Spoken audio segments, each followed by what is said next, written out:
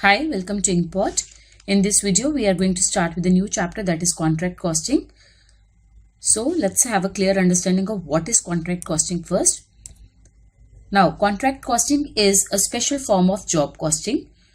The main difference between job costing and contract costing is that of size. Where big jobs are involved, require considerable length of time to complete and comprise activities to be done outside the factory area.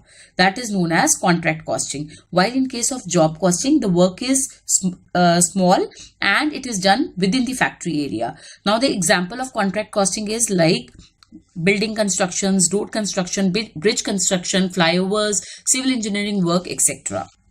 Now, what does in case of contract costing, we prepare contract account, and what is that we include in contract account is material, labor, direct expenses, indirect expenses. These all are expenses, and you all are well aware of what are material, what are labor, direct expenses and indirect expenses.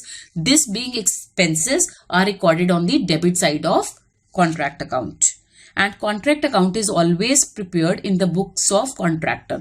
There are two words, contractor and contractee. So contractor is one who performs the contract, and contractee is a person who gives the contract. So contract account is prepared in the books of contractor and not in the books of contractee. And contractor does the work for the contractee. So materials, labor, direct expenses, indirect expenses, these all are expenses incurred by the contractor, hence shown on the debit side of the contract account.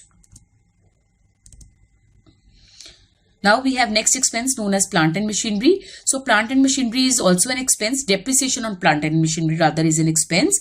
We can show either depreciation of plant and machinery in contract account, or the another way to show is that we can show the opening value of plant and machinery on the debit side and closing value on the credit side. So difference is automatically the depreciation. So these are two ways by which we can show the depreciation in contract account. Now, extra work. Extra work means the additional work done by the contractor as required by the contractee. So this is also an expense, and that has to be shown in the contract account. Now, how can we show this expense? If the extra cost of extra work is big, we can prepare a separate contract account for that. But if the expenses are not that significant, we can show it on the debit side of the contract account. Then subcontracts. So subcontracts are the contracts given by the contractor to someone else. So like for example, if a contractor is preparing a flat or a building for us, now he can give the subcontracts of flooring, grilling, etc. to the subcontractor, and in this case such cost is debited to the concerned contract account. Now what are cost plus contracts? When the contractor does not have experience in a particular type of work and he doesn't have idea how to quote the price of the contract, how much to quote the price of the contract, in that case he can enter into a cost plus contract. Cost plus contracts are advantageous both to the contractor and the contractee.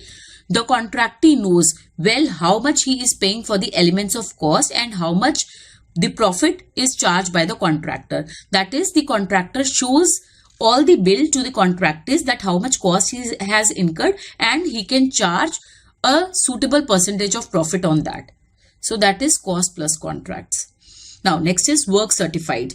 Work certified means the work certified by the architect of the contractee. When a contractor completes certain percentage of work, he shows that work to the contractee. Now the architect of the contractee certify the part of that work completed, and the work certified by the architect is known as work certified. Now retention money. Now whatever the work is certified by the architect of the contractee has to pay that amount to the contractor.